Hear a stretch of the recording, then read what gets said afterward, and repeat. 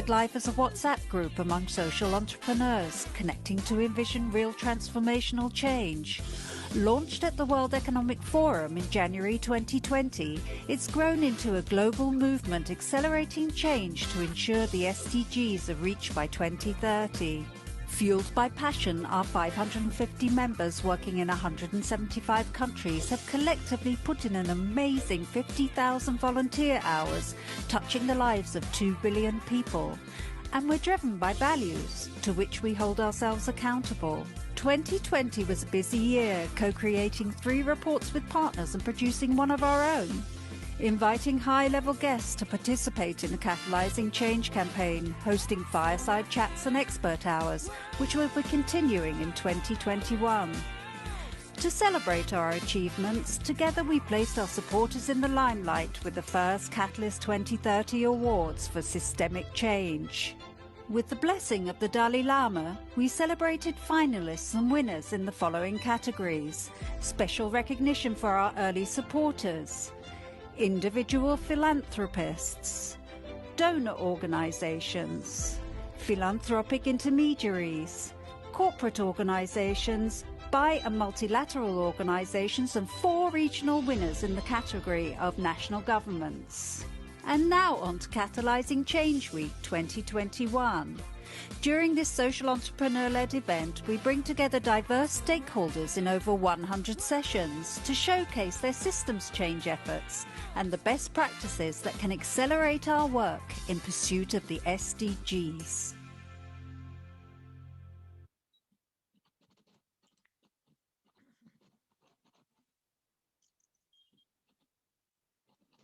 Hello, everybody, and welcome to a very exciting session that's going to be all about what we've been dealing with for the last 14 months, which is the COVID pandemic and the fact that a lot of, across the world, schools have been closed, interrupted, sometimes for the entire 14 months, and in some cases for a few. Whatever we've learned is something that needs to be make it possible for us to reimagine what education is going to be about, because it's no use looking at systems that have already been criticized and then hoping that we'll go back to what was there. So as we listen in today to the research that we have, that's going to be put in front of us, we want to look at, can everybody put themselves on mute so that we can have that. Thanks. We're going to also participate in this. This is Catalyst 2030, a space for everyone. And although we have 3 phenomenal speakers who are going to be taking us through their experiences and their learnings, we also have all of you here in this room who are going to participate actively. So a couple of norms before we actually start off. It's going to be an interactive space. And I'm also doing this because I hope that there are going to be a couple more people joining in by the time we actually introduce everybody. So interactive in the sense of use the chat, please use your buttons at the bottom to say what you feel, whether you agree or you have a question or you'd like to say, put your hand up to say something. Please remember that you do have the chat to put the questions that you have, burning questions that you have, and also comments, as well as any research that you would like to add when you look at the research that we're going to be presenting today. So any information, research is all very welcome. And do also remember to mute yourself when you are not speaking or when you have not been permitted. And that's the reason why I am in the role of the moderator as a part of Catalyst 2030, a member. And here to do just that. So to move forward in a way that makes it workable, I'm going to ask each one of the speakers today to turn by turn introduce themselves so that they have, you can see who they are and you can hear their voice. But the way we'll structure it today is after the introductions, to listen to the research. We'll ask Tom and Claire to take us through that, and then we'll have Gayatri talking about her experience and her learning. Because I think what we want at the end of this is for all of you to identify what is it that really has to shift, what has to change.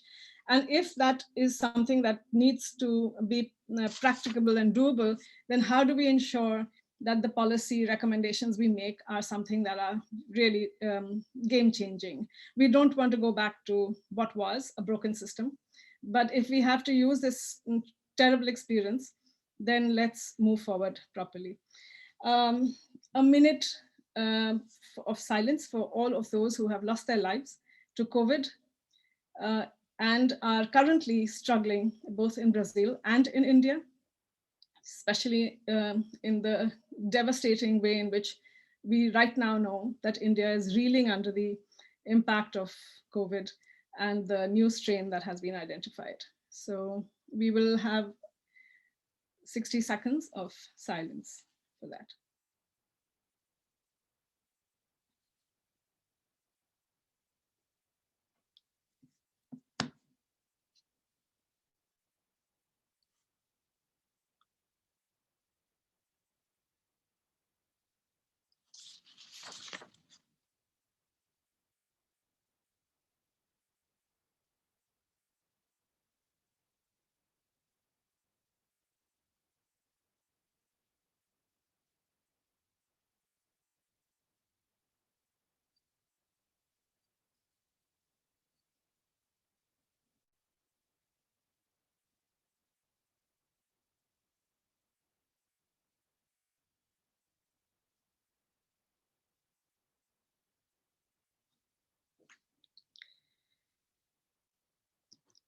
Thank you. We owe it to all of the students who are there, who have not got a voice. Students who have been forgotten, children who have no access to anybody and sometimes go through very abusive situations as well because of that, to remember that these are seminal moments and it has brought us all together in a way that is unprecedented. So with that, I would like to start off and I'll ask Gayatri and then Claire and then Tom to please introduce yourselves. Yeah. Hi, everyone. My name is Gayatri. I work with the A.T. Chandra Foundation, which is a philanthropic foundation. But before this, my entire nonprofit life has been in education and in consulting. And so my heart and my soul and everything is still in education. And so I'm very happy to be here, Kavita, and thanks for having me. Claire, please.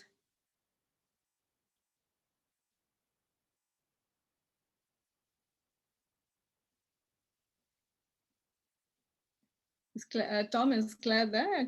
I'm not sure that she is. Hello, everybody. Can you hear me now? Yes. Oh, excellent. Can you see me?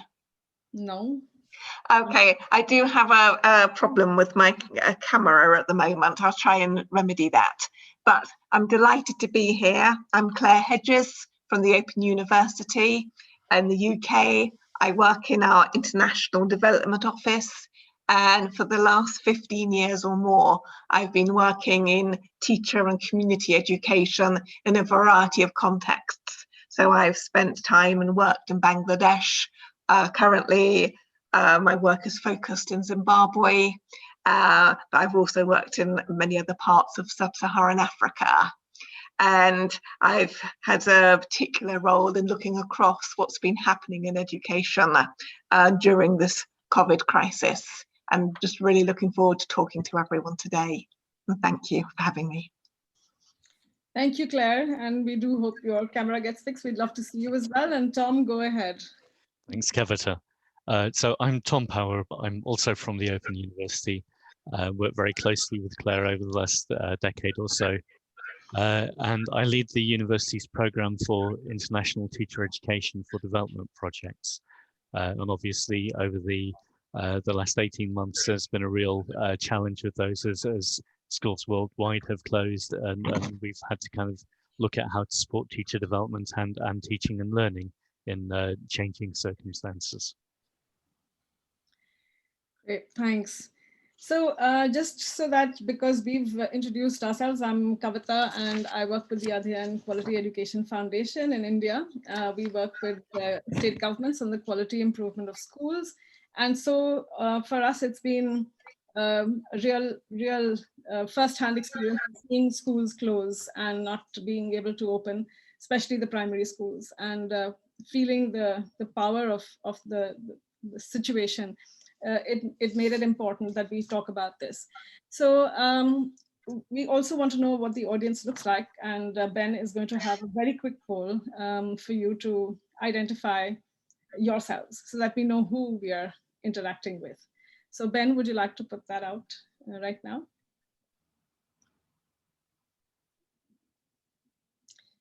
Great, so please choose.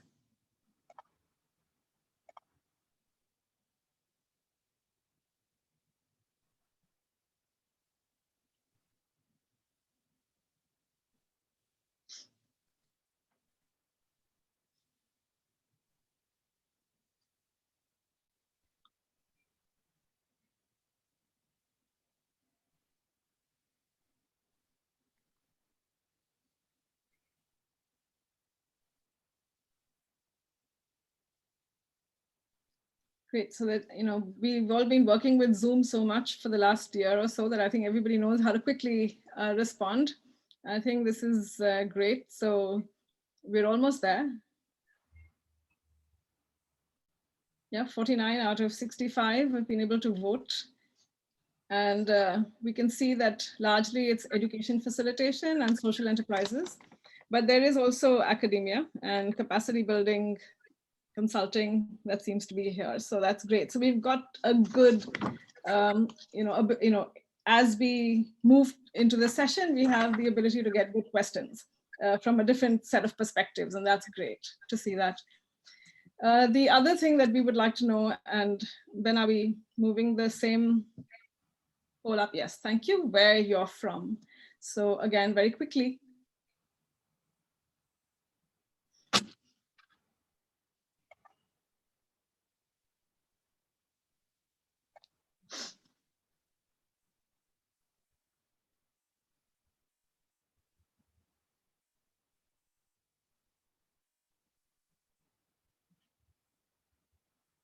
Right. So I think Tom, Claire, you can see the focus. It's largely Asia Pacific with a few Europe, North America, and a couple from Africa. So that's where we are.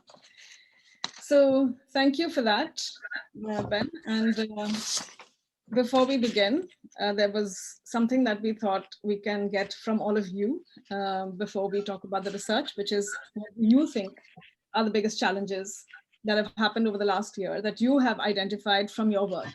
Since you are very much a part of this room, we would like you to be able to identify that as well. So Ben, are we ready with the Mentimeter? He's going to drop it into the chat. And if everybody can go to the chat.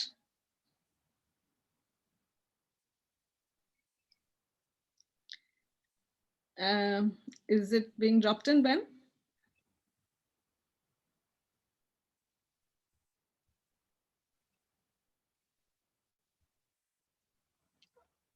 There's the Mentimeter. I think you can see it there. Yep. So if everybody just clicks on the Mentimeter, and we'll be able to get a sense of what is it that across the 66 people in the room, you've been able to identify as the biggest challenge for you.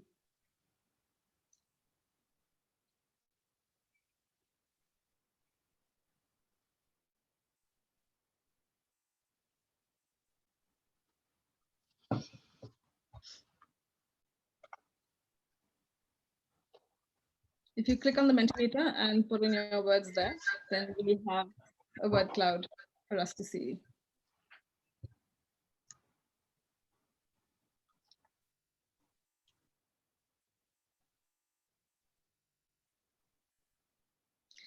You can start putting up the word cloud for us to see, Ben. If you have it on the screen, that'll be great to get a sense of what's happening.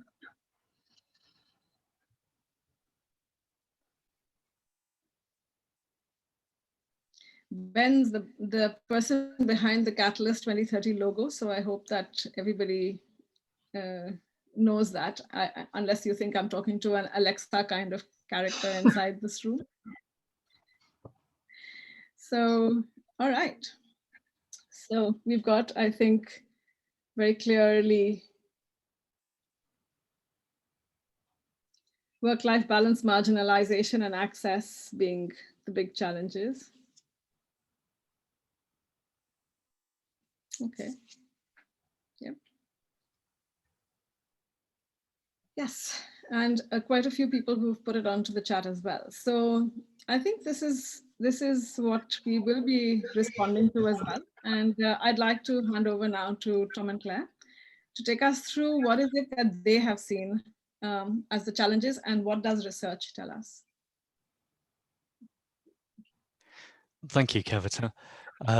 So I'm just going to have 5 minutes to time it so I keep on time to kind of set the scene a little bit. And I'm pleased to see that in the word cloud that we just had, the kind of marginalization and access for two of the issues that were identified, and they're definitely going to be themes that come up in the discussion. So Claire and I together lead large-scale international teacher development programs at the Open University, trying to improve teaching quality, particularly for schools serving disadvantaged communities in sub-Saharan Africa and South Asia. And our reflections today really draw upon two pieces of work relating to that. One is that we've spent quite a lot of time over the last 6 months developing global resource packs on remote learning for UNICEF. And in doing that, we've had to kind of look at examples of how people have responded to remote learning around the world. And then the second is kind of very close to our own heart and practice, which is around some work that we've done in Zimbabwe to try and keep children learning in marginalized rural communities there. Yes, sorry, Jyoti, could we have the next slide? Yeah, so really they're the kind of two pieces of work that we're talking to, the UNICEF remote learning resource packs and the study that we did in Zimbabwe called Community Help for Inclusive Learning and Development. If we could have the next slide. So I'm going to set the scene before Claire comes on and talks about the case study in Jordan, and then I'm going to share the case study from Zimbabwe, and Claire will wrap up with three things that we've learned over this time. I want to frame our discussion in relation to two challenges. And firstly, the last year has seen an unprecedented uptake of remote learning for school-aged children. Yet we know that many children don't have access to learning at all since schools closed a year ago. And that challenge of access is linked deeply to issues of equity. So in every country around the world, it's the children from the lowest income households who are most likely to be excluded from learning. And just to illustrate that, I've got on the this right-hand side of the slide there, UNICEF and the Telecommunications Union estimate that in high-income countries, 9 out of 10 children have access to the internet at home. In low-income children, that drops to 1 in 20. So there's great disparity between countries and regions, but within countries, there's great disparity at household level as well. So secondly, and I think that first issue is quite well acknowledged and has been the subject of a lot of debate. I think the second issue gets a lot less attention, and that's the issue of learning poverty. Oh, sorry, if we could stay on that slide for a moment. Thanks, Jyoti. So the diagram there is adapted from a publication by the World Bank last year, where they were saying before the pandemic, they estimated that in low and middle income countries, almost half of the children were in learning poverty. And after the pandemic, they were expecting that number to rise. And what they mean by learning poverty is essentially children who have challenges in terms of their literacy and their numeracy skills. And the issue there is, it's very hard to do remote learning unless you can read for understanding or unless you're comfortable with handling numbers. So these are skills that really are essential in order to access opportunities for remote learning. So we see these as kind of two sides of the coin. One is the issue of your access to online or radio or TV or printed learning materials. And the other is actually having the preparedness to learn in terms of your skills to engage with those meaningfully. And if we could move on to the next slide. I think that causes us to think about how remote learning is conceptualized and practiced. And the diagram here is adapted from a publication from UNICEF. And they essentially kind of talk about children learning in low-tech or no-tech offline ways and children learning in high-tech online ways.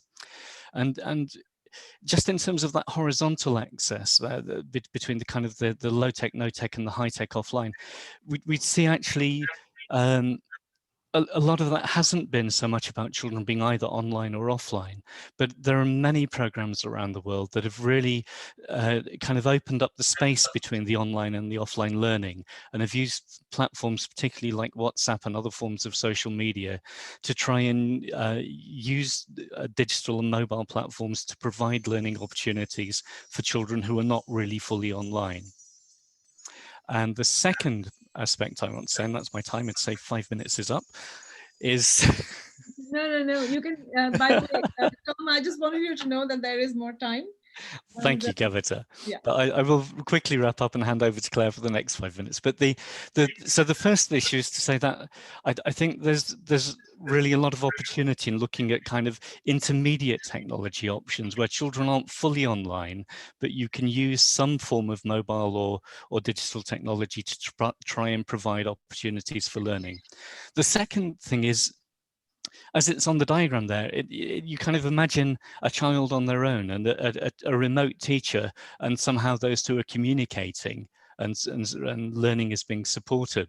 And often teachers are not able to support remote learning. They don't have any direct way of communicating with the child.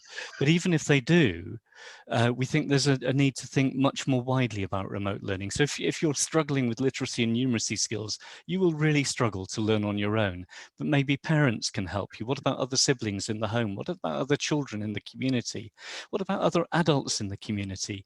So we think the diagram here lacks an awful lot of people who are available to support learning away from the school, and we need to think much more widely than the kind of representation that you've got on the screen at the moment. And from that, I'll hand over to Claire. Thank you, Tom. And can we have the next slide, please? And the case study I want to talk about is in Jordan. And we chose that because it seems to draw together quite a few threads that we've seen in other initiatives. And we just thought actually just looking at one example might actually help ground what we're talking about. And so Learning Bridges is a blended learning programme. It's from the Ministry of Education and supported by UNICEF.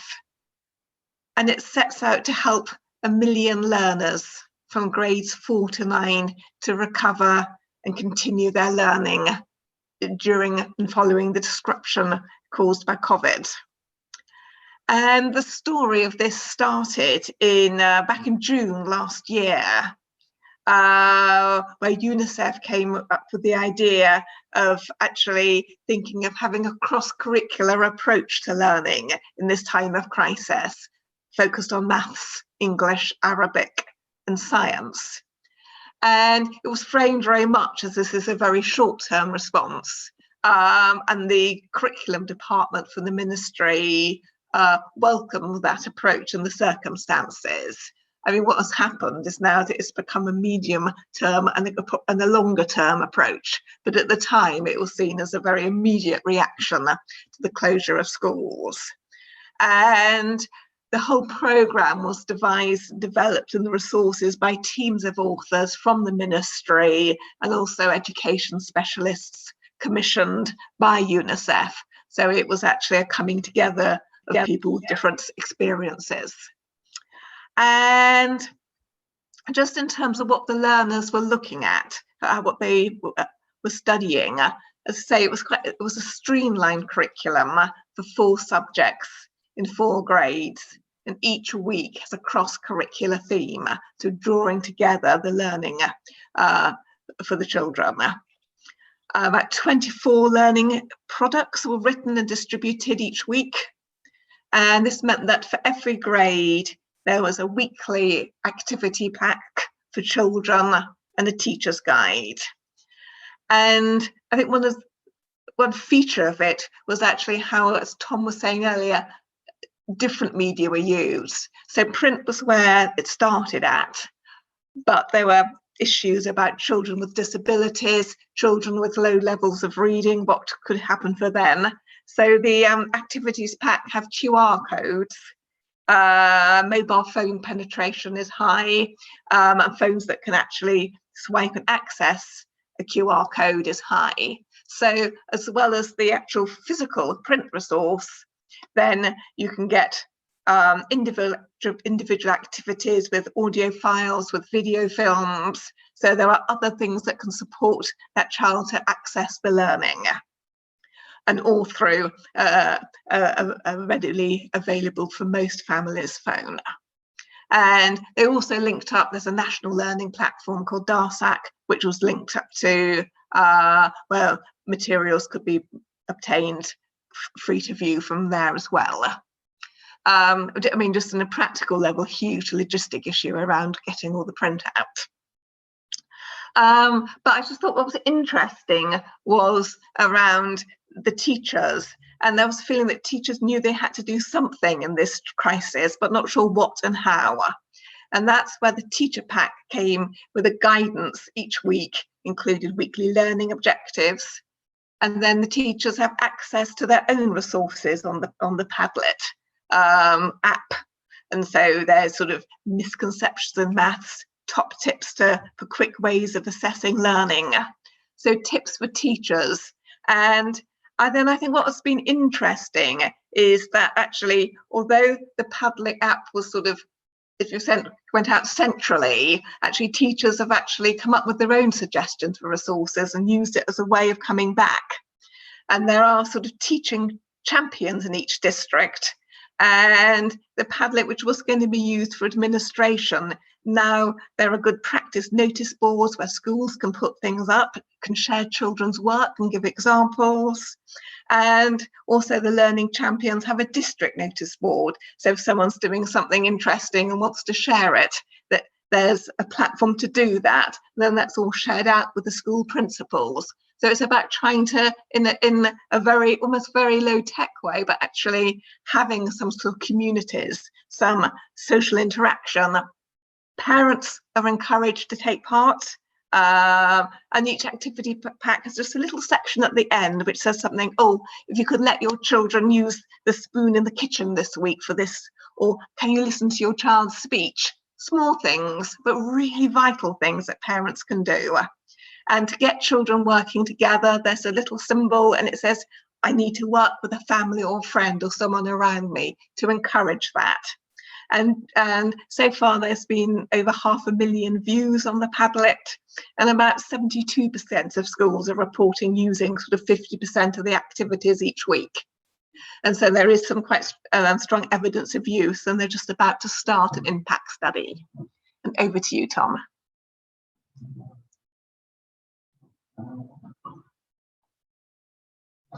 Oh, Tom, I think you're on mute. Thank you. You're quite right, I was. Jyoti, could we move on to the next slide? Thanks. So I'm going to talk for 5 minutes. I'll just remind myself again. There we go. About quite a different context in Zimbabwe. And this is where Claire and I had previously been working with World Vision and CARE to support learning in schools serving very marginalized, very disadvantaged communities. And I noticed while Claire was talking, there were several comments in the chat that said something along the lines of actually, it's really difficult in low resource communities because the parents can't help the children, or the parents are first, the children are first generation learners, so the parents don't have the skills to do that, or the teachers have to work much harder here. And this is absolutely one of those communities where many of the parents may have had very limited, if any, education themselves, and parents may not feel they've got the skills to help learning. And quite often, when you talk to a head teacher and say, so how are things with the community? The first thing they say is, oh, the communities are not interested in learning. And I've got to say, one of the things that came out of our research over the last was that was absolute nonsense.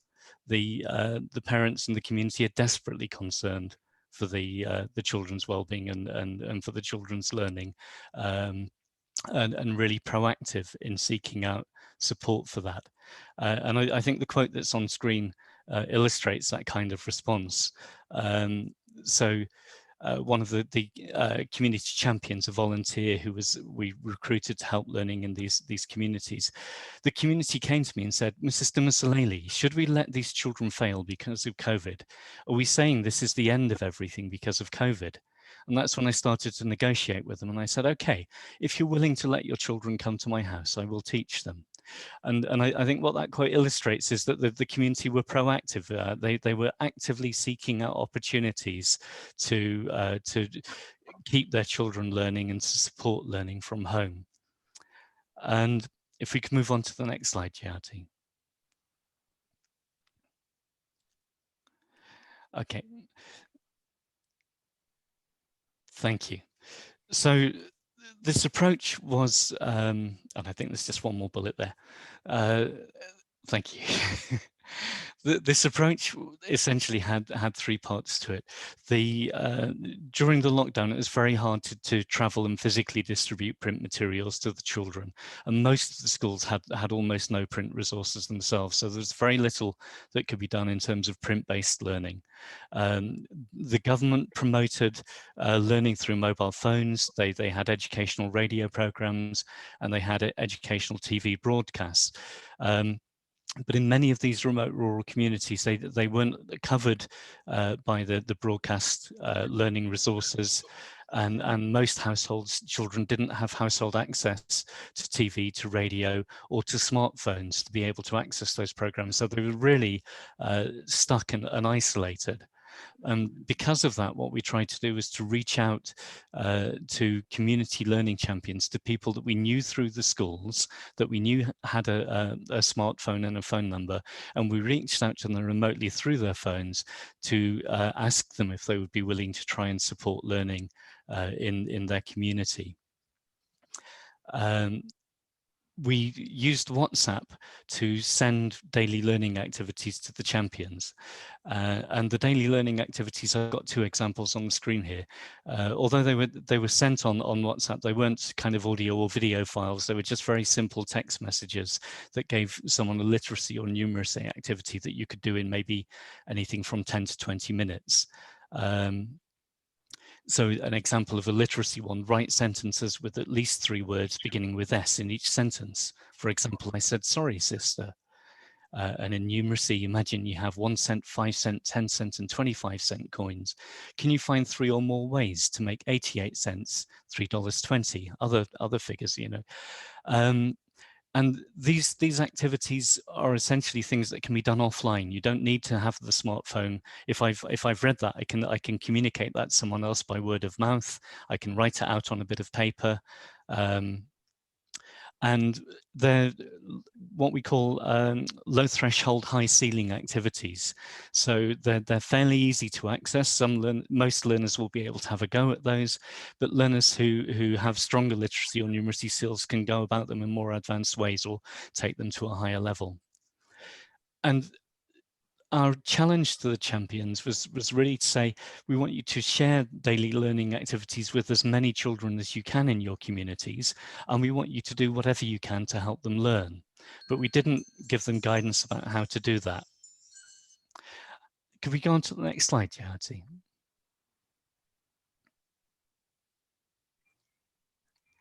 Oh, no, I think we've skipped something there.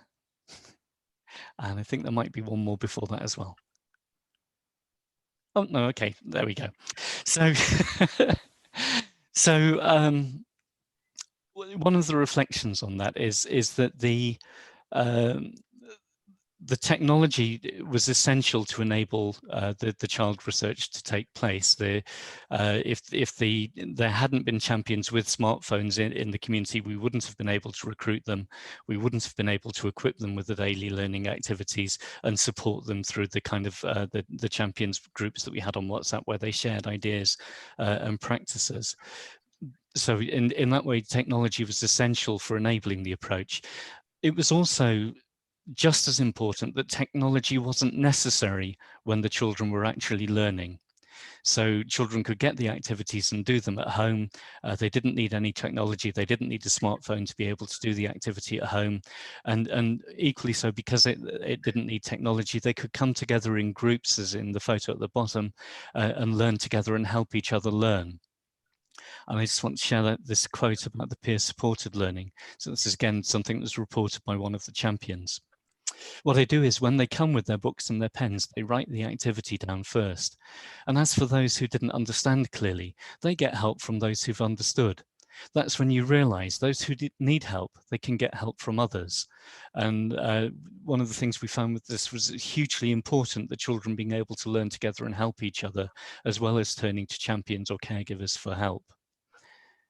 And Jyoti, I think that's the last slide. Can we just check? Excellent. So I'll hand back to Claire now. And thank you, Tom. And so just really sort of three sort of main areas that are occupying our thinking at the moment. And I think they all relate to each other. But the first is what are the sort of policy implications for curriculum and for catch-up strategies that people are talking about? And a real need, children can't just do the same amount of learning, at a faster pace. That just won't work. So what actually do we want to focus on? And are there different things that we need to focus on if children again have to become more independent in their learning, because there's going to be a more balance of approaches? And so I think that's a really question that's challenging us, is what does the learning for children need to look like if actually the nature of formal learning is changing and the degree of independence of learning is going to increase? And I think that's the second point, is that it's all pointing to a much more mosaic pattern of blended learning for children. So a mixture of formal schooling, informal community learning and home learning. And I think the notion of that people often said, well, a child is in school, out of school, has never really been true, because for so many children, attendance is difficult each day, so you're coming or not coming for other reasons. But now that is much more kind of present in our faces and in our minds. And so how do we get a pattern that actually works for children and that actually supports each other? Which just leads into my third reflection, which is, and as we've been seeing in the chat box, educators' engagement with children has also been supplemented with families and communities. And we've just heard the example of the community learning champions in Zimbabwe.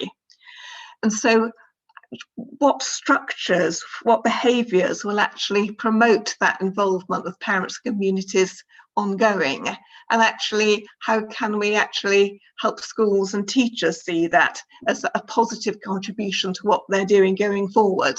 So it's not just a short, immediate fill for a particular problem, but actually it's a chance to actually build in that support and that engagement going forward, and actually try and change those relationships between school, community and learning.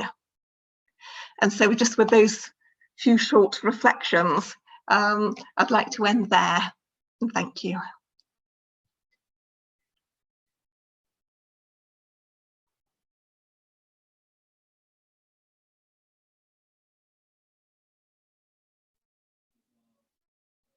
Okay, thank you, Claire.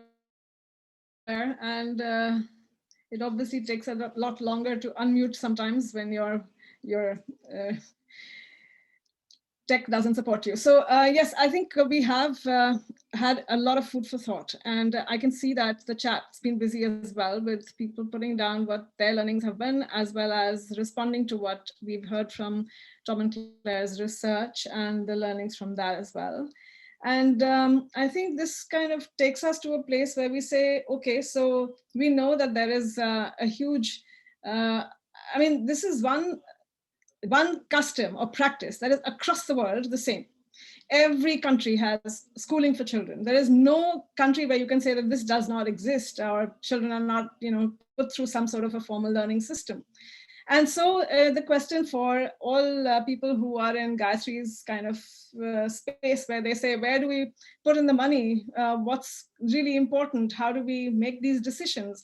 What kind of knowledge do we need to be able to say this is what we move towards? That's going to be the big question. So Gayatri, inviting you to take your place in this debate, dialogue, whatever we want to call it, discourse, and then to say, how do you view it? What have you learned?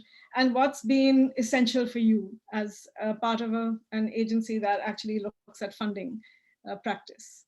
Sure. So I think there's no shocking news to everybody. 2020 was a year like no other, right? So we had to completely rethink about our funding. And the first thing we did was to just understand what the situation on the ground was. As a country, we had 4 hours of notice period before we went into a complete lockdown. And if we didn't know what was happening, we knew that we needed to check with our NGOs.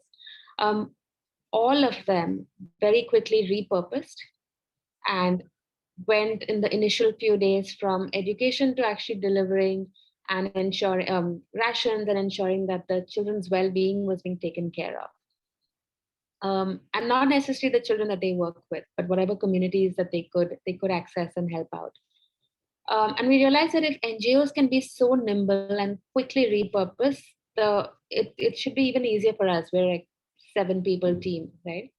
So we said, look, you need funding, tell us what you need. We had conversations with each of the NGOs that we worked with and said, can you call every funder of yours, right? I know it's not an easy conversation to have, but call every funder and understand if they're funding you this year and when they're funding you. We knew there were conversations about large donations that were going towards COVID through PM Cares or through other work that they were doing. And so, but we also know that our NGOs still have staff and they still have to pay them a salary, whether they're actually teaching or not. So we said, please, for our sakes, have this conversation and let us know what your year looks like in terms of cash flow. And we put them into 3 categories. So we said there are those who are fine, and we just played on the COVID words. So we said there are asymptomatic, there are those who need medical care, and we think they should be okay, but we keep an eye on them. And then there's those that are in critical care. And with the critical care NGOs, we upped our funding to them so that they didn't have to lay off any of their staff. We also had requests from other NGOs where funders had pulled out, and we said, look, whatever we can do, let's try and help them out. So we knew we had to stay nimble and we had to be able to respond and also ensure that we don't make our NGOs spend a lot of time reporting back on how they're doing. And we know everybody's doing the best they can in the situation that we're in. We don't now need reports on how are children faring, how many of them are in school, how many of them could they access, where the NGOs had that data and they could share it with us. We were happy to learn from, but it wasn't a condition that we put down on our grant giving. But I think, having said that, we then realized that we thought we were doing a great job. But most recently, we said, let's make our plans for 2021 and let's make videos of how our NGOs are doing well and what are the learnings that we can share with others. And one of our board members said, have you checked if your NGOs want to do that? And it was shocking for us. We thought we listened to everybody and we're such nimble and empathetic funders. But when we spoke to our NGOs, they said we really don't have the bandwidth. We are shocked at the second wave and we don't know how to respond. Can you not bother us right now?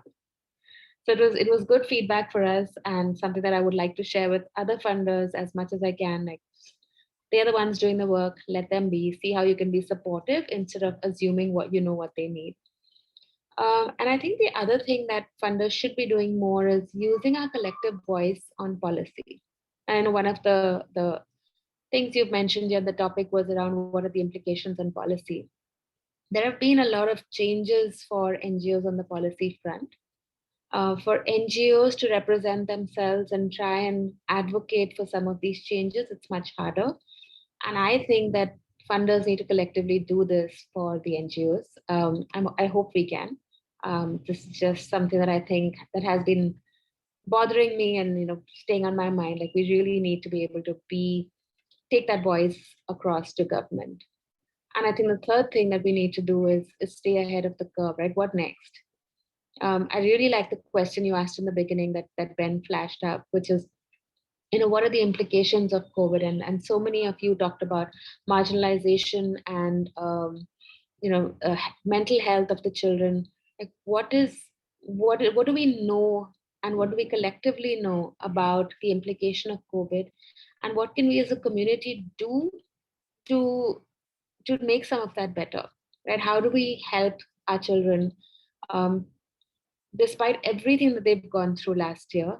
I mean, I have to say, the kids have been incredibly strong and resilient, unlike a lot of us adults. But how do we ensure that they continue learning, whatever learning loss they've had, we're able to help them bridge that. We're able to help them with losses that they've encountered, either personally or in their community. Like, it really means rethinking how we've done looked at education and broadening our focus of education to move. And I'm not saying that learning outcomes are not important. I'd never say that. But how do we ensure that our kids are well taken care of so that learning outcomes can improve and their lives can get better? I'm going to pause at that, Kavita. Happy to answer questions. Okay. Yeah. Lovely. This time it happened faster. So I thank you, Gayatri. I think these are such important considerations. Listening to each other is important, because one of the things that people take for granted, I think, is who owns education, and that's a tough one, because in a lot of countries there is a very clear public education system which is sort of ubiquitous. But in a country like India, which is so complicated, you have 50% of the children going to private schools, even though it's just 1/5 of the schools in the country that are private schools. And that sort of gives you a skew that is quite incredible. How do you begin to look at which children have interrupted access, which children don't have interrupted access, who actually needs support, who doesn't? Is it the teachers who are reaching the children who need support because they are the ones who actually can do something? And then what happens to the ones who are not being reached? And how does one look at that? And the numbers just being so enormous. There's a big question there. So when we were considering this, I think, Colin, you're here as well. Would you like to unmute and sort of talk a little about your whole idea that technology was going to play a very big role, and that needs to be thought about in terms of policy? So sure. Are you here? Yeah. So I am. Yeah, thanks. No, it's a great session. Great session. Yeah, I'll just try to be very synthetic. I run an organization called World Reader, and so we concentrate on reading in schools, using low-end tech. We know that's a big lift, whatever type of tech you put in schools. But most of the communities we get to in very rural areas in sub-Saharan Africa and India have access to these things like feature phones. There's a $7 version of this in India that Reliance Jio, the biggest mobile company in India, run. And we work with companies like that to get reading, very low, highly compressed reading apps out, local language, very easy entry to get out there. But what we've always said to the ministries of education over the years is that we're running this in your schools, so you're a very powerful vector of education in the community. When it comes to reading, if not a lot of education, that can and should take place outside of the school. So I'm telling you, and I was talking about the last 10 years in normal times, and we've found ministries of education quite resistant to think about learning outside of the school system. But my comment in the chat there is, well, let's imagine we all get back to normal times tomorrow, but we know pandemics don't go away, they're going to reoccur. That the ministries of education should be encouraging their teachers to embrace out of school remote learning opportunities in their communities. We saw one, for example, in Jordan there with higher end tech, another example in Zimbabwe with a lot lower end, if you like, tech, and a lot of suggestions about how child-to-child learning or teachers being more proactive and trained to learn outside of the school. So that's going to be very, very country and situation specific. But it does seem like, just from a pure learning point of view, to embrace remote learning opportunities is a good and powerful vector in good times. When schools shut, it's essential. So yeah, we try to use low-end tech, and I don't think it's always tech related, but the fact is these things are highly available. They're not 100% available, we know, but sometimes it can be one person in a household that has access to that, and that can be one medium of getting basic teaching materials out there. But take the tech out of it, it's much more about preparing teachers to be confident about encouraging out of school learning. Seems to be one thing that's been crystallized in the last 15 months. Thanks, Colin. That brings us back to Claire. Your question about what does learning need to look like? What is really important? Is it really important to look at the gamut of subjects? And yes, Tom, you can go for it. Yeah. Thank you, Kevin. Yeah, I mean, I really think Colin was spot on with that, and I just want to kind of echo that perception in terms of the schools that we work with in Zimbabwe. I think quite often there's been an anxiety, if you like, on behalf of schools and the Ministry of Education when you talk about parents even supporting learning, as if, no, teaching and learning is what happens in school. And you kind of think, well, obviously, as a teacher, you'd want the parents on board to help the children learn. But it's, oh no, that's what teachers do. And I think actually, having come across that before the pandemic, I think we've seen a real shift in the context of Zimbabwe specifically, and I'm supporting the Ministry of Education at the moment, but in their catch-up strategy. But one of the things they've got in the policy now is saying, actually, what we've learned over this as a ministry is that we want every child in every school to be doing blended learning. That we want learning's going to happen in the school, it's going to happen in the home, it's going to happen in the community, and some of that might involve different kinds of media. I hadn't seen readers on the very basic phone that you showed there, Colin, and that's absolutely fantastic, because as you say, almost everyone's got that. I want to talk to you more and find out about that. But I think that resistance from the ministry's point of view really seems to have changed as a result of the pandemic. And when we're doing the work for UNICEF, looking at examples of remote learning around the world, quite often what you found as the kind of last paragraph on the story that you were reading from there was something that says, and there were several from states in India, where they're saying, actually, what we've realized now is the way forward is we have to kind of mainstream this. We have to, yes, let's get the schools back open, but let's not lose what we've learned and what we've been doing over the last year as well. Right. Thanks, Tom. Aditya, yes, please unmute, and just remember that it's a try and be precise and focused, and then we can have more people being able to contribute and share. So go ahead, Aditya. Thanks for your permission, ma'am. So myself, Aditya. I'm associated with the NGO or philanthropic organization Maharashtra Shikshan Ganga, which was before associated with Teach for India, but now we have been separated. We became independent, and we are limited to state of the Maharashtra in India.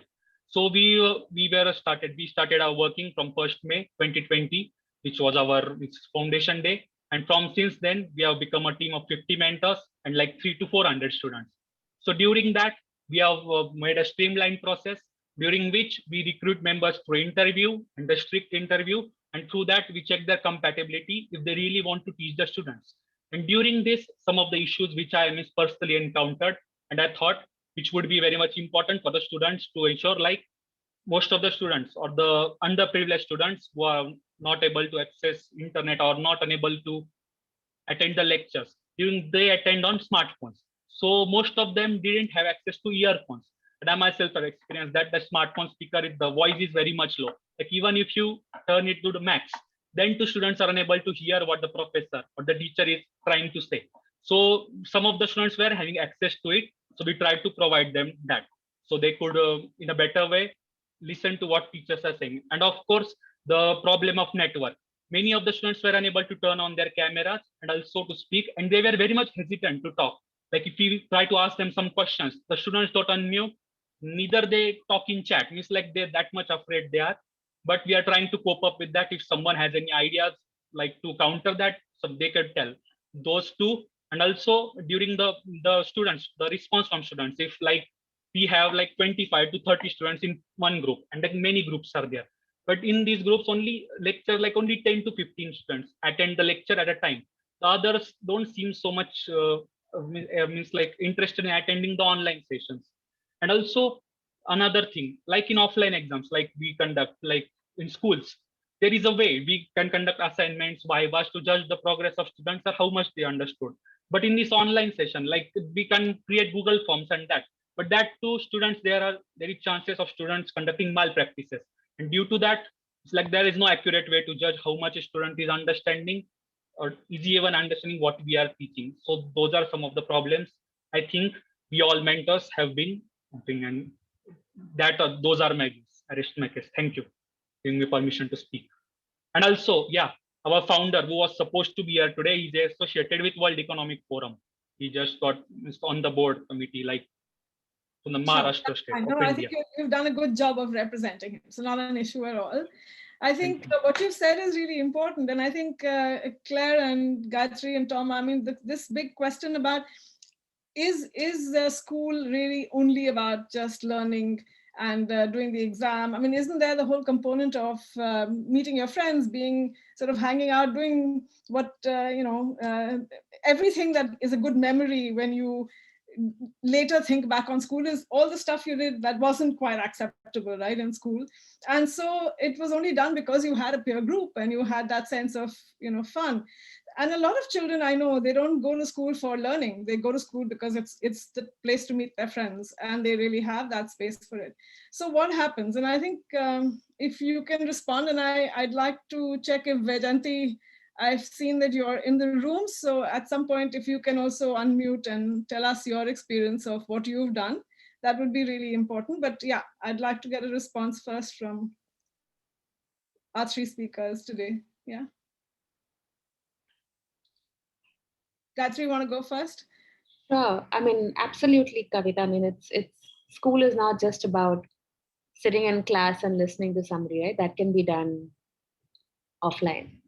School, for me, growing up and even just watching my own kids, school is so much more about those friendships, the pranks, the getting into trouble, the sports, the learning from each other and your interactions.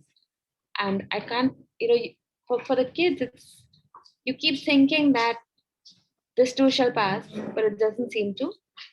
And I think that's very disheartening, but I do hope that the next academic year is better for them and they are able to go back to school. But like I said, 2020 should not have existed in any of our calendars, and I wish we could reset it. Yeah. Claire, Tom, anything to do with what Gayatri just said? That, how do we take cognizance of the fact that that childhood isn't only about mugging something up? I mean, I completely agree, and it just reminds me of working with out-of-school girls in Zimbabwe, and just tell me about your experience of being at this learning hub. And the girls said that they, when it's come to planting time, rather than plant on their own, they'd actually got themselves together in a small team, then gone and planted in each person's homestead, and that was, with a limited amount of time available, that was a much more efficient and productive way of doing it. But they'd learnt that sense of collaboration. They'd learnt about teamwork through being in a learning environment, you know. And I think they'd seen actually people in the hub team working together. So, oh, actually, that is actually that's working for us. Can we use it ourselves?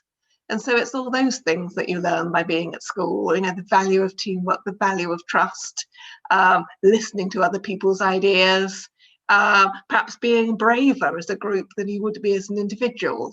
And those things, those are such important things that we all need in our lives, you know, and that's just a vital part of what learning and education should bring. Thank you. Yeah. Tom, if you want to say something about Vedanti, were you able to hear me? Yeah, I can, Kavita. So thanks for asking me the question. I was more interested in understanding how the learning is happening in even the basic learning, as you mentioned. Is it only about learning language or maths, etc.?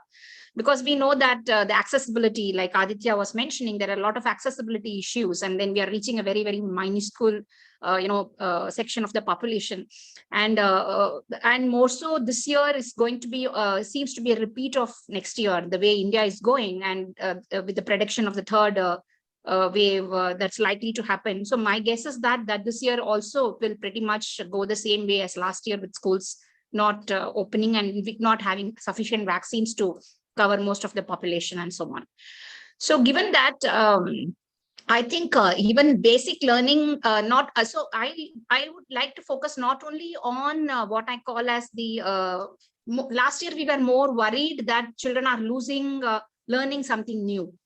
I'm saying that the worry is now we have to look at that they should not lose what they had already learned. You know, that should be the focus, because with the way our rote learning systems in India works, children lose what they learned very fast. So it's not only going to be the 2 years that they are losing, but whatever they have learned so far also they will lose. So if that is the case, how are we going to, ensure that they retain that? But yeah, since you asked me to share about our experience, last year we didn't do any work on, let us say, conducting classes in because we are mostly an assessment player. We check whether children have learned or not with various governments. And given that children were not coming to schools, we could not carry out most of the programs. Though we helped some of the states look to see whether they want to build some assessment tools to send to the children through whatever medium they had. But beyond that, we could not do any large-scale assessment because most of the things were not available. Though we have an online platform by which we can actually conduct the test even through the dumbed-down versions of mobile phones. But still, we didn't actually implement any of those programs, though we had the facility and so on. But the more important thing is that apart from this, we did a large-scale study on cognitive and affective skills across India, both in government and private schools. And one of the main arms of that study, apart from the SEL and attitude, etc., was on school climate.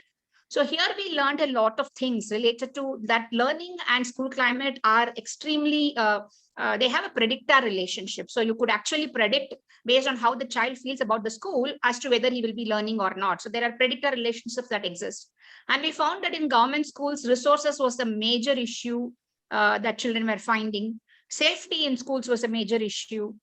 In private schools, relationships, apart from safety, relationships mattered a lot, and so on. So given all that, and we found that various things like teachers' attitude towards growth mindset, their expectations on children, all of this mattered in whether the child is actually learning their subject areas. So therefore, given that COVID has come in and online learning, etc., most of these are broken down. So we spoke of in our study, since it was done prior to the pandemic, we looked at safety in schools as was one of the major issues. 50 to 60% of children reported as anxiety. It's reported actually abuse happening, and that was very connected with their attentiveness. They were not able to pay attention to what they were learning, and as a result, they were not learning. And all of these were very related. And now that we are reaching to children through online medium, etc., who is like monitoring the safety, what is happening to them, what sort of relationships exist with now that even adults having mental health and resilient issues due to being locked down inside, cooped inside, and so on. I think we have to reimagine how we are going to address when we are able to come out of it. And this year, if we are able to figure out some mechanism by which we are at least ensuring that they don't lose what they have learned, then once we come out of it, we at least have to focus only on 2 years. But if we are not able to secure that, we pretty much have gone back to an illiterate society in terms of what's happening in schools. So these are my broad thoughts and concerns. Yeah. Thanks, Kavita.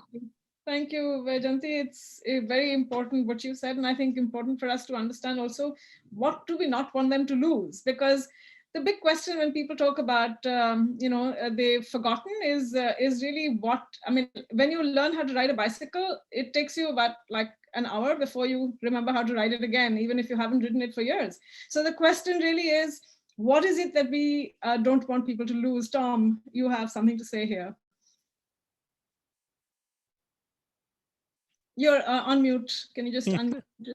There we go. Sorry. Yep. I just wanted to pick up on that same point that Vaijayanti made around what we don't want, not losing learning. And for us, one of the things around that wasn't just that we wanted to kind of, with the Zimbabwe example that I shared, we weren't trying to teach children new things.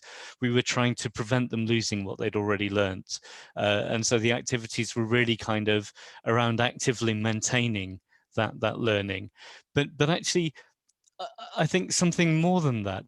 I think it wasn't just the learning that you're trying to maintain, but it's the child's identity as a learner. And for us, we had a very explicit thing of that. And we know from the communities that they were really worried and saw lots of children, many of the girls became pregnant and there's a high risk of dropping out of school. Many of the boys got involved in gold panning and other kind of subsistence activities and again are likely to lose. So it's finding a way not just of helping them remember stuff, but helping them keep a view of themselves as someone who is learning and enjoys learning. And the other thing I'd just like to say really briefly around that thing of it, school being more than just learning how to spell or what have you. It's all the other things that Claire spoke about. I think the resources that Pratham have made for their open school, and they've shared those on WhatsApp and they've shared them through volunteers like we were doing in Zimbabwe. They're often very short little activities that give children something fun to do at home. And one that sticks in mind is an art one with just, well, if you can, if your family can afford a paper plate and you've got some different colored beans in the cupboard and some glue, you can make some artwork and things like that. And there are thousands of examples like that of things that you can do that once you've got the idea, you don't need to be online to do it. It's fun to do. You can do it together with other people in your household, and just keeping that kind of creativity and that enjoyment, I think, is really, really crucial. Yeah, I agree. I think Professor Raghuveer, you want to say something, so please unmute and go ahead. Yes, ma'am. Thank you. We have listened at length of what are the problems that we are facing. Here in Goa, I'll give you an example of one school, which is sort of an elite school. I'll skip the name, Goa, India, okay? And I happened to interact with the administrator of the school, and I said, your teachers need to teach the students in a new mode. Can't rely on antiquated mode. But they just brushed it off. I gave them the example of Zoom, which can be used for remedial teaching and whatnot. And then they were forced to learn. The point I'm trying to make is teachers were the saviors in a way, but they were reluctant saviors. They were reluctant innovators. we are content with what we are doing as a community of teachers, as a nation, and as educators also. See, I'm not a fan of Mr. Kejriwal, but just see what has been done to from dilapidated schools in Delhi to state-of-the-art school. It's a matter of priorities. India's education system and the facilities continue to be abysmal just because nobody cares or very few care. I don't believe that we don't have the resources. We do not have the right priorities. My question, I have been in the education field for close to 50 years, I would say, retired now. Right, I was the chairman of the board of education last millennium, that is. But what I'm seeing is there is reluctance to take forward. We compare ourselves with the neighbors. At the same time, we want to be a globally competitive, student population. My worry is stress is on teaching, not on learning. So many have said so many things, but they have been capsulized long ago, again last millennium, in the pillars of education. There were 4 pillars, now there are 5. And one of them, the derivative is learning to learn. First pillar of education, learning to know. There is also their derivative of that as learning to learn. But we seem to be focusing on learning to teach. And my worry is while the students have gone beyond the limitations of schools and teachers, I'm not saying all the schools, schools may go back. You know how the schools prided in not allowing the mobile phone or the tablet or anything. So what are we going to do that the tech is going to be used very well for the benefit of students rather than just going with our antiquated policies and practices? Yes, that's absolutely the reason why we have to think outside of whatever our experience has been right now to become science fiction, writers, to say, how do we imagine a future and then try and live it, one that makes sense of what we've experienced so far, and then create something that's really not, maybe, unprecedented, something that just like we are experiencing in terms of an illness. Maybe the kind of education we need doesn't have a precedent. So what is that, and what kind of policy recommendations would we make if we were to look at that? We've looked at community, we've looked at parents, I think here we've also got a question on teachers. I think, Shweta, would you like to ask your question here? I would appreciate, ma'am, if, gentleman who spoke a little earlier, Tom? No, Colleen could respond to some of the issues I have briefly said. Okay, sure.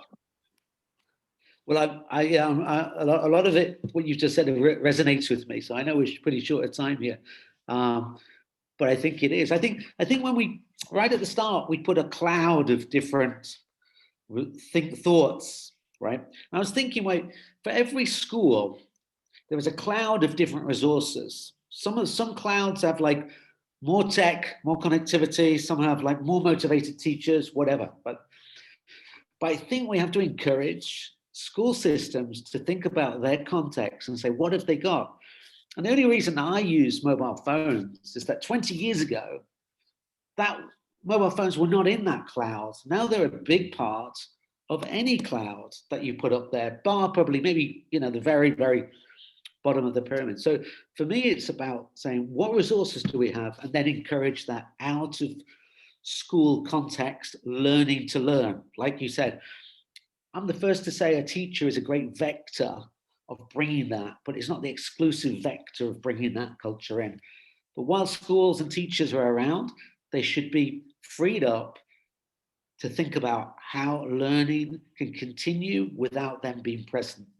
Because it's almost too late. Once you shut the school and that culture is not present, it's very hard. We've had great distribution of our apps, but we know there's a bigger barrier to actually get people to consume the books that are on there because no teachers are involved.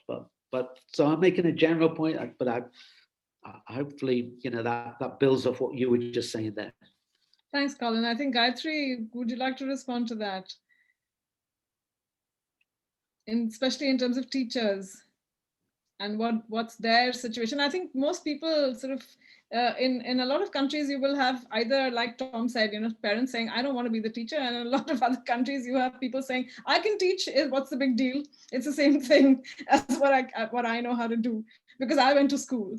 And I think it sort of talks to professors just now, what he said about learning to teach. They sometimes suffer from what they know.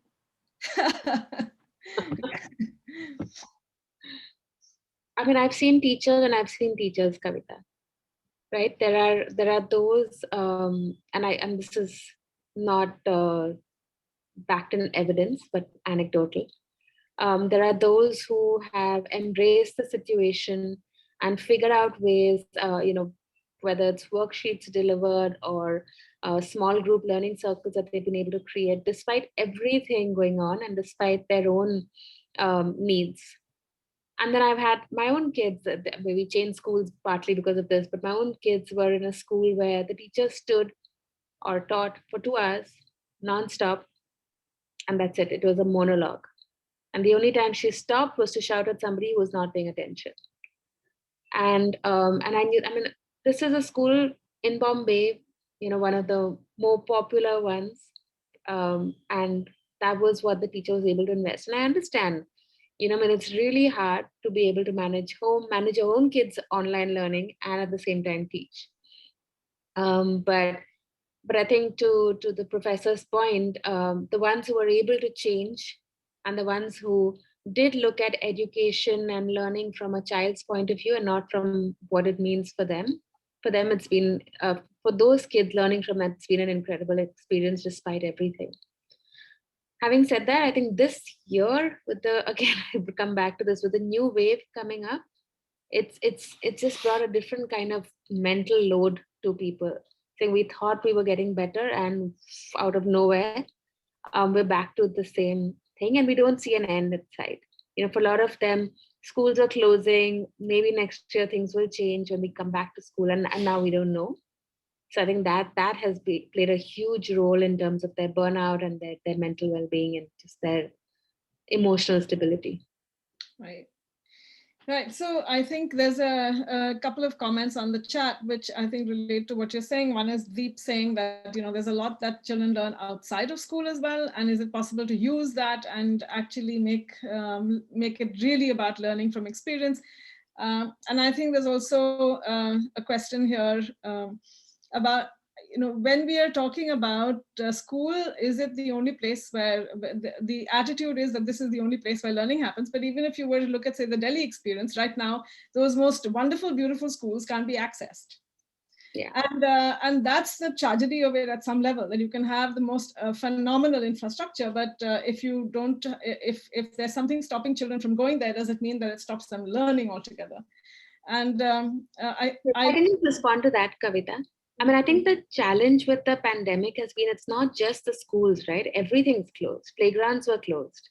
You know, buildings weren't allowing children to go down and play. So it was that interaction with other kids that stopped, even outside of the school. And that, I think, has been really, really tough for the kids and really unfair to them, for a disease that actually affects adults more.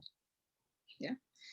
And that's the variability, because we did have children from Delhi, which is so badly affected, talking to children in Goa, for example, who in the absolute rural spaces where COVID hasn't really been such a big fear, the children had been out in the fields going for treks, and suddenly the children in Delhi were feeling that I'm not so sure that it's such a good idea to be in a city and in a sort of flat. And that's the other question. Vaijayanti, I know you want to say something, but before we do, I just want to say there's 10 minutes left really to wrap up. And what we wanted to do was to identify 3 big policy shifts that we could push for, saying that knowing all of this, how do we synthesize everything that we know? How do we evaluate what we've done so far? And a lot of it, from what I could see, is so much to do with what we have, what we know, what we're trying to put out. And I think Anand has put on the chat that we're trying to use a lot of old solutions using new technology. But does that really lead us forward? So what's really important? How do we actually begin to think of if learning is what we are aiming at? And that is what distinguishes us as human beings, which says, okay, it's not just about looking after your physiological needs and your, the sort of shelter, food, clothing, but it goes beyond that to say, how do we make sense of the world? How do we act upon it? How do we look at the fact that the SDG is saying equal, quality education across the world? How do we even achieve it if there are children who have either full access to school because they have devices, and teachers who know how to access those use those devices, and they are able to do all of the things that are different and new age. And then there are children who have not had school or any access to an adult other than their family members for the last 14 months. So what is it that we can say as policy that will actually address this gap, that will address this problem? Because we have chosen formal learning to be the way in which we create the future for this planet. And while we have that thought going on in our heads, and put down on the chat the big policy sort of push that we would like, I'll ask Vaijayanti to take a minute to say what she wants to say. Yeah, thanks, Kavita. So I think your questions are quite a good segue to what I've got to suggest. So I think we have to take it for granted that this year schools won't open. And last year schools didn't function. That means 2 years, no learning. And there is also going to be learning loss, what has already been learned, apart from all the socio-emotional and the other things that we are talking about. Given that, I don't think expecting teachers alone to push or carry this burden is justifiable, because teachers are known to work in a specific framework with specific resources for a specific paradigm. Now the paradigm has changed. So expecting teachers to do some phenomenally, angelical, magical things, etc., is very, very unrealistic. What can we do? I think one is that, first we have to, as at the policy level, as experts, can we get together and come up with a set of learning standard statements saying that these basic things, even if you preserve what has been learned 2 years back on social emotional front, on safety front, on various other things, can we come up with that and suggest? So that is one thing I would say. Second thing is that we should be able to mobilize the public, the students, whoever has, like a first standard child can definitely teach a first standard child alphabet, or a 10th standard child can definitely teach. So basically, can we come up on a mission mode where this is a war, right? So in a war, you ask every citizen to participate and contribute in some way or the other. Can we mobilize the governments or even the NGOs or partners to start putting out messages and ensuring that everybody adopts at least 2 children in their neighborhood, in their flat, in their apartment, or in their village, or something like that, where they teach some whatever basic stuff. But what we need to do is that provide some worksheet material or some training material for these people. So if, for example, I may be a college student, I want to teach a few children or neighbor kids, etc. But I don't know what to teach. There is a textbook that's probably available, but is there some other teaching material which will tell me, okay, you have to teach these to the people around you, sort of a thing. So if you can mobilize some material, mobilize some learning standards, and go on a mission mode and ensure that message reaches across. And if that happens, then at least learning loss of what has been learned can be preserved. And to some extent, some social emotional activities or activities like Deep suggests, right? Like growing a plant at home, taking care of something, all of those things will help, sustain some of the other social emotional aspects. Thanks, Vaijayanti. So there's a Menti link on the chat. Can everybody please use that to put in their suggestions like you have? And let's just take a look at what comes up. Ben, I'm happy for you to put that up to show it to everybody as it's getting done. So is everybody able to access it? Can you just put it up so that we can see if people are able to access it?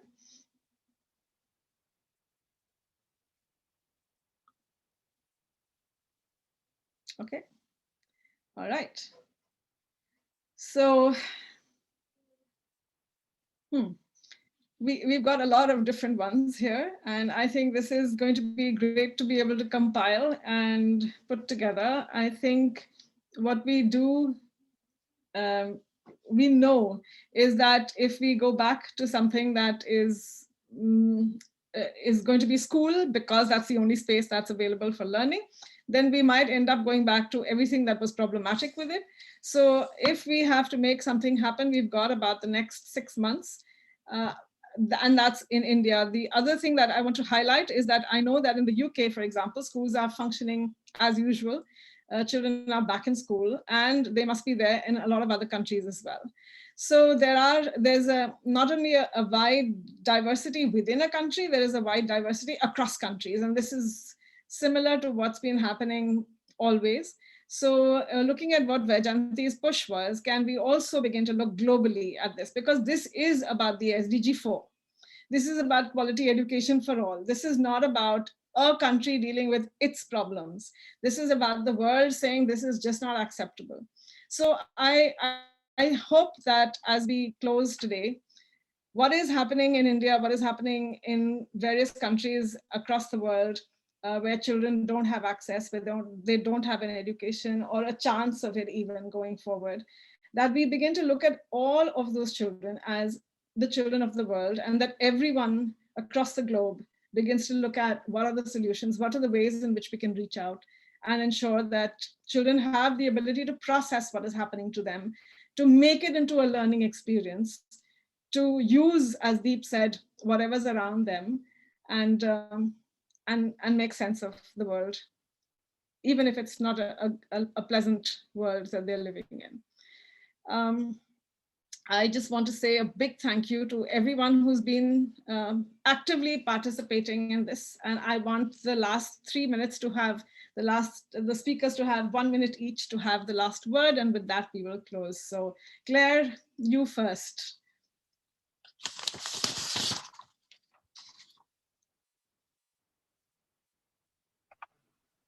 Yep. I think for me, sort of one policy thing is, and we've talked about it a lot, is how do you get schools, teachers, communities and parents working together and having clear expectations and about that, but also actually it's this thing about actually offering frameworks, but giving people space in school communities to actually find out what works for their learners. So it's about actually, having sort of a strong direction, if you like, but which also allows a space for people to find out what works for their learners. And I do think so much of what we discuss is skewed because who asks learners what they want from their education? Who asks them, what their experiences are? And I think whatever we want to do is actually, we want to have that focus on the learners and the learning. And that's just going to be more and more important as we come out of this. And thank you. Totally agree with you. Gayatri? Thanks, Kavita. And I think I really enjoyed today's discussion, largely because of we, as through the discussion, pushed our boundaries in terms of what learning is. We pushed our boundaries in terms of what a learning environment is beyond schools. I really think we need to push our thinking around what evaluation is.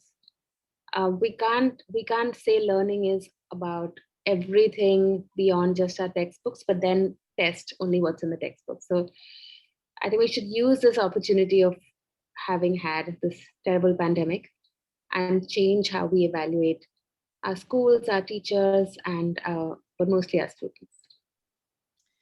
Thank you. I think we've lost Tom, and so I'll just say thank you. Unless he's here, I am not able to see him in the group.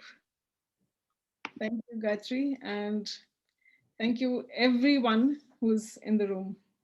And let's make the whole thing change.